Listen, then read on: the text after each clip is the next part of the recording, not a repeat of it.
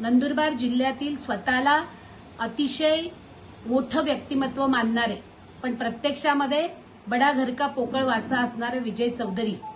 यांनी ज्या पद्धतीनं राष्ट्रवादी काँग्रेस पक्षाच्या युवती नेत्या मालती वळवींच्या संदर्भामध्ये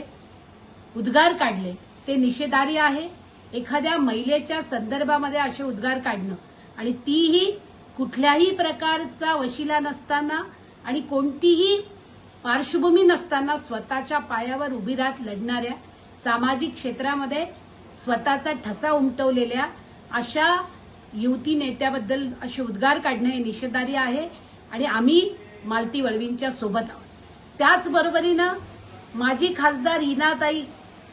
गावित आत्ताच्या मंत्री रक्षाताई खडसे आणि राष्ट्रवादी शरद पवार गटाच्या प्रदेशाध्यक्षा रोहिणी खडसे यांच्याबद्दल आणि तमाम महिला भगिनींच्याबद्दल जे उद्गार काढले आहेत विजय चौधरींनी ते अतिशय निषेधार्ह आहेत। त्यांना कठोरात कठोर शिक्षा झाली पाहिजे आणि आदिवासी महिलांवरती केलेल्या उद्गारांच्या बद्दल त्यांच्यावरती अॅट्रॉसिटी तर झालेली आहेच। आज मी ऐकलंय की त्यांना अटक झाली आहे, पण कठोरात कठोर शिक्षा झाली पाहिजे आणि यापुढे कुठल्याही महिलांच्या बाबतीमध्ये मग फोनवरती असू दे